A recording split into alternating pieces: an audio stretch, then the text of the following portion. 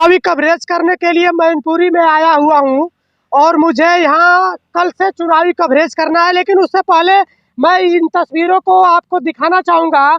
ये देखिए, मैनपुरी के किसानों द्वारा ये जो सरसों की खेती होती है उसको किया गया है और बहुत अच्छी फसल भी हुई है। लेकिन उत्तर प्रदेश सरकार के ये विभागीय अधिकारी हैं, लेकिन ये सर्वे पे निकले हैं, किसानों के खेतों का ये सर्वे कर रहे हैं और ये सर्वे करके सरकार तक पहुंचाएंगे, रिपोर्ट पहुंचाएंगे सरकार तक।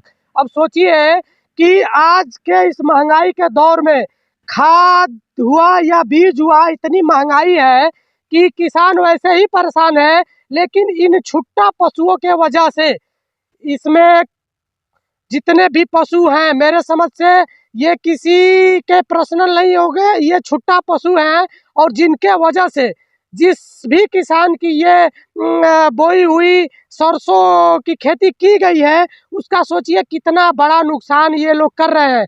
जहां ये तकरीबन, थोड़ा सा कैमरामैन से कहूँगा कि इधर से इनको दिखाइए, 2 4 6 8 10 12 14 15 या 15 से 20 की संख्या है इनकी। अब बताइए, जिस खेत में ये लोग 15 से 20 की संख्या में जाएंगे, उसमें बोई हुए फसल की क्या स्थिति रहेगी। ये उत्तर प्रदेश के मैनपुरी ज़िले से मैं तस्वीर दिखा रहा हूँ। मैं रास्ते से अभी डिस्ट्रिक्ट पे जा रहा था, लेकिन ये लोग हमको एक साथ दिख गए। सरकार बड़े बड़े दावा करती है कि गौशाला बनवाया है, तो पशुओं को रहने का इंतज़ाम किया है, लेकिन ये एक जीता जागता उदाहरण है जो आप देख रहे हैं कि अगर व्यवस्था होती सरकार की तो ये पशुएं इस तरह नहीं घूमते और इस तरह किसानों की फसल का नुकसान नहीं होता। ये तमाम चीज़ें हैं।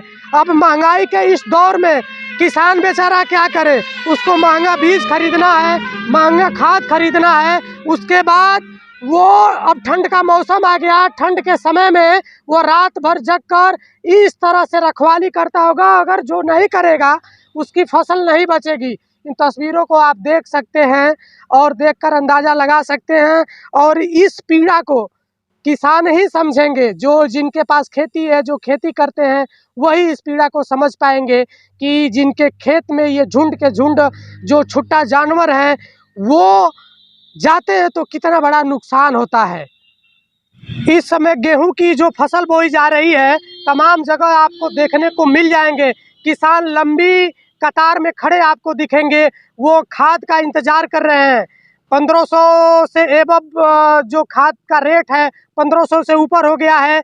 किसानों को उसके बाद भी खाद नहीं मिल पा रही है। लेकिन सोचिए, किसान अगर 1500 रुपया बोरी खाद खरीद कर अगर बीज बोता है, उसके बाद इस तरह की कंडीशन उसके सामने आती है, ये निंदनीय है। ऐसा नहीं होना चाहिए। इस हिंदुस्तान में सिर्फ 2 ही ऐसे लोग हैं जिन्हें हिंदुस्तान की रीढ़ की हड्डी बोला जाता है। एक किसान होते हैं और दूसरी सरहद पर रक्षा करने वाले नौजवान होते हैं।